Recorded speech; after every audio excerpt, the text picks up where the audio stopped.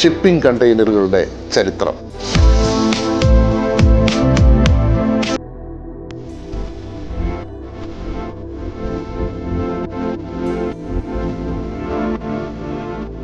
The history of shipping container Vox to global trade. പ്രിയപ്പെട്ടവരെ, നാം വേണ്ടവിധം ശ്രദ്ധിക്കാതെയും അറിയാതെയും പോയ ഒരു മഹത്തായ ചരിത്രമാണ് ഷിപ്പിംഗ് കണ്ടെയ്നറിൻ്റെ ചരിത്രം. ലോക സപ്ലൈ ചെയിൻ്റെ ആധാരം എന്ന് വിശേഷിപ്പിക്കപ്പെടുന്നത് ഇന്ന് ഷിപ്പിംഗ് കണ്ടെയ്നറുകളെയാണ്. വളരെ മോട്ടിവേറ്റീവ് ആയിട്ടുള്ള, നാം ഓരോരുത്തരും അറിഞ്ഞിരിക്കേണ്ട ഒരു ബൃഹത്തായ ചരിത്രം ഷിപ്പിംഗ് കണ്ടെയ്നറിൻ്റെ പിന്നിലുണ്ട്. ഇന്ന് ഞാൻ നിങ്ങളോട് പറയാൻ പോകുന്നത് ഒരു ട്രക്ക് ഡ്രൈവർ ഒരു ചതുരപ്പെട്ടിയുടെ സഹായത്തോടു കൂടി ലോകം മാറ്റിമറിച്ച ഷിപ്പിംഗ് കണ്ടെയ്നറിൻ്റെ ചരിത്രമാണ്. ലോക ചരക്ക് വ്യാപാരത്തിൻ്റെ 95% ഇന്ന് ഷിപ്പിങ്ങിലൂടെയാണ് നടക്കുന്നത്. നാവിഗേഷനോ ട്രാക്കിംഗ് സിസ്റ്റമോ ഒന്നും തന്നെ വളർന്നിട്ടില്ലാത്ത ഒരു കാലം. 20ാം നൂറ്റാണ്ടിൻ്റെ ആദ്യ പകുതി വരെ, ഏകദേശം 1956 കാലഘട്ടം വരെ തുറന്ന കപ്പലുകൾ ആയിരുന്നു ഉപയോഗിച്ചിരുന്നത്. ട്രക്ക് ഡ്രൈവർമാർ കരയുടെ വിവിധ ഭാഗങ്ങളിൽ നിന്നും വിവിധ ദേശത്തേക്കും വിദേശ രാജ്യങ്ങളിലേക്കും എത്തിക്കുവാനുള്ള കാർഗോ തങ്ങളുടെ ട്രക്കുകളിൽ കയറ്റി പോർട്ടിലും ഹാർബറിലും ഡോക്കിലും എത്തും.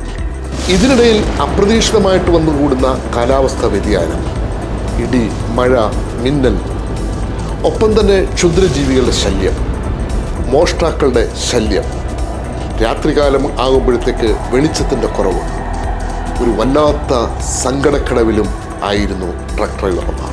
കപ്പൽ ഹാർബറിലോ പോർട്ടിലോ എത്തിക്കഴിഞ്ഞാൽ അതിൽ വരുന്ന കാർഗോ ഡോക്ക് സ്റ്റാഫിൻ്റെ സഹായത്തോടുകൂടി മൊത്തം പുറത്തേക്ക് വലിച്ചിറക്കണം. അതിനുശേഷം അവരവർ കൊണ്ടുവന്നിരിക്കുന്ന ട്രക്കിലെ കാർഗോ ചരക്കുകൾ ഈ കപ്പലിലേക്ക് ലോഡ് ചെയ്യണം. ഓരോ സ്ഥലത്തും കൊടുക്കേണ്ട കാർഗോ അതിൻ്റെ മുൻനിര അനുസരിച്ച് ഈ കപ്പലിൽ അടുക്കി കയറ്റണം. ഓരോ ഡെസ്റ്റിനേഷനിലും ചെല്ലുമ്പോൾ ഈ കാർഗോ വീണ്ടും വലിച്ച് പുറത്തിറക്കണം. അവിടെ നിന്ന് പുതിയ കാർഗോ ഈ കപ്പലിലേക്ക് കയറ്റണം. സത്യസന്ധമായിട്ട് പറഞ്ഞാൽ ഒരു സങ്കട കടലിൽ കൂടെയായിരുന്നു ആ കാലഘട്ടത്തിൽ ഷിപ്പിംഗ് ബിസിനസ് മുന്നോട്ട് പോയിക്കൊണ്ടിരുന്നത്. കപ്പലിലേക്ക് ആവശ്യമായ സാധനങ്ങൾ ലോറിയിൽ എത്തിച്ചു കൊടുക്കുന്ന ഒരു ട്രക്ക് ഡ്രൈവറായിരുന്നു അമേരിക്കക്കാരനായിട്ടുള്ള മാൽക്കോം മക്ലിൻ. അദ്ദേഹം ഈ ദുരവസ്ഥയിൽ വളരെയധികം ദുഃഖിതനായിരുന്നു. തങ്ങൾ അനുഭവിക്കപ്പെടുന്ന ഈ സങ്കടക്കടലിൽ നിന്നും കരകയറാൻ എന്തെങ്കിലും ഒരു മാർഗം കണ്ടെത്തണമെന്ന് അദ്ദേഹം ഗഹനമായി ചിന്തിച്ചുകൊണ്ടേയിരുന്നു. കടലിലും കരയിലും ഒരുപോലെ ഉപയോഗിക്കാൻ കഴിയുന്ന കാർഗോ സുരക്ഷിതമായി ലോഡ് ചെയ്തും അൺലോഡ് ചെയ്തും എടുക്കാൻ കഴിയുന്ന ഒരു ചതുരപ്പെട്ടിയായിരുന്നു മാൽക്കോം മക്ലിൻ്റെ മനസ്സിൽ വന്നത്. തൻ്റെ മനസ്സിൽ വന്ന ഈ ആശയവുമായി ആ കാലഘട്ടത്തിനകത്തുള്ള ഉയർന്ന ഉദ്യോഗസ്ഥരുടെ അടുക്കിലേക്കും ഉന്നത അധികാരികളുടെ മുന്നുകളിലേക്കും എത്തിച്ചെന്നു. ആരും അദ്ദേഹത്തിൻ്റെ വാക്കുകൾ കേൾക്കാൻ തയ്യാറായിരുന്നില്ല. പക്ഷേ തൻ്റെ നിശ്ചിതമായിട്ടുള്ള തീരുമാനത്തിൽ നിന്നും പിന്നോട്ട് പോകാൻ മാൽക്കോം തയ്യാറായിരുന്നില്ല. തൻ്റെ ട്രക്കിംഗ് കമ്പനി വിറ്റ് കിട്ടിയ പണവും ബാങ്ക് ലോണും ഫാമിലിയുടെ സഹായവും കൂടെ തേടിക്കൊണ്ട് കീത്ത് എന്ന ഒരു എഞ്ചിനീയറുടെ സഹായത്തോടു കൂടി ഇന്ന് നാം കാണുന്ന ചതുരപ്പെട്ടി അഥവാ ഷിപ്പിംഗ് കണ്ടെയ്നറിന് ഒരു രൂപകൽപ്പന നൽകി. ഏകദേശം ഒരേ തരത്തിലുള്ള 58 കണ്ടെയ്നറുകൾ നിർമ്മിച്ചു. കരയിലും കടലിലും ട്രക്കിലും ട്രെയിലറിലും ഷിപ്പിലും ഒരുപോലെ ഉപയോഗിക്കാൻ കഴിയുന്ന 58 കണ്ടെയ്നറുകളായിരുന്നു അത്. അതിനോടൊപ്പം തന്നെ മാൽക്കോം IX ഐഡിയൽ എന്ന ഒരു പഴയ ടാങ്കർ കപ്പൽ വാങ്ങിക്കുകയും ഈ കണ്ടെയ്നറുകൾ ട്രാൻസ്പോർട്ട് ചെയ്യത്തക്ക തരത്തിലേക്ക് മാറ്റം വരുത്തുകയും ചെയ്തു. മാൽക്കോം മക്ലിൻ നിർമ്മിച്ച 58 കണ്ടെയ്നറുകളിൽ കാർഗോ നിറച്ച് അമേരിക്കയിലെ ന്യൂജേഴ്സിയിൽ നിന്നും ഹൂസ്റ്റണിലേക്ക് ആദ്യ കണ്ടെയ്നർ ഷിപ്പ് പുറപ്പെട്ടു. ലോക ചരക്ക് വ്യാപാരത്തിലെ കടൽ മാർഗമുള്ള ആദ്യത്തെ ഷിപ്പിംഗ് കണ്ടെയ്നറിൻ്റെ യാത്രയായിരുന്നു. ഹൂസ്റ്റണിൽ കാർഗോ വളരെ സുരക്ഷിതമായി ചെലവ് കുറച്ചുകൊണ്ടായിരുന്നു എത്തിയത്. ഈ സംഭവം ലോക ചരക്ക് വ്യാപാരത്തിൽ തന്നെ പെട്ടെന്ന് വലിയ വാർത്തകളായി മാറി. ഹൂസ്റ്റണിൽ നിന്നും കപ്പൽ തിരിച്ച് ന്യൂജേഴ്സിയിൽ എത്തുന്നതിന് മുമ്പേ തന്നെ മാൽക്കോം മക്ലിന് കണ്ടെയ്നറൈസ്ഡ് കാർഗോയുടെ ട്രാൻസ്പോർട്ടേഷന് വേണ്ടിയുള്ള നിരവധി ഓർഡറുകൾ വന്നുകൊണ്ടേയിരുന്നു. ഷിപ്പിംഗ് ലോകം ഈ കണ്ടെയ്നറുകൾക്കെല്ലാം ഒരു നിശ്ചിത തരത്തിലുള്ള സ്റ്റാൻഡേർഡ് കടലിലും കരയിലും ഒരേ തരത്തിലേക്ക് ഉപയോഗിക്കത്തക്ക തരത്തിലേക്കുള്ള ഒരു നിശ്ചിത സ്റ്റാൻഡേർഡ് കൊടുക്കണം എന്ന് തീരുമാനിച്ചു. ആദ്യകാലത്തിൽ മാൽക്കോൾ മക്ലിൻ ഉണ്ടാക്കിയത് 35 ഫീറ്റുള്ള കണ്ടെയ്നറുകൾ ആയിരുന്നു എങ്കിൽ ഇന്ന് സ്റ്റാൻഡേർഡൈസേഷൻ വന്നു.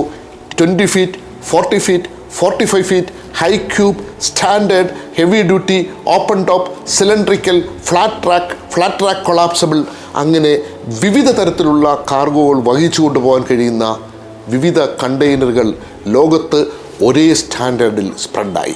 2013 ആയപ്പോഴത്തേക്കും റീഫർ കാർഗോ, അതായത് പെരിഷബിൾ ആയിട്ടുള്ള കാർഗോ, പെട്ടെന്ന് ചീത്തയാകാൻ പറ്റുന്ന കാർഗോ പോലും ട്രാൻസ്പോർട്ട് ചെയ്യാൻ പറ്റുന്ന തരത്തിലുള്ള റീഫർ കണ്ടെയ്നറുകളുടെ വളർച്ചയും ഉണ്ടായി.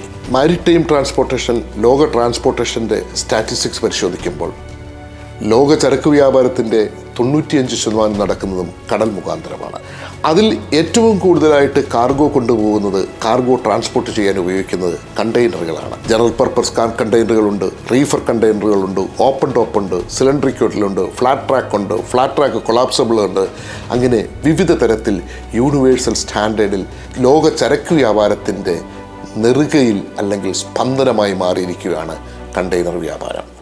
1956 ഒരു ട്രക്ക് ഡ്രൈവറുടെ തലയിൽ ഉദിച്ച ഒരു ബുദ്ധിയുണ്ട്.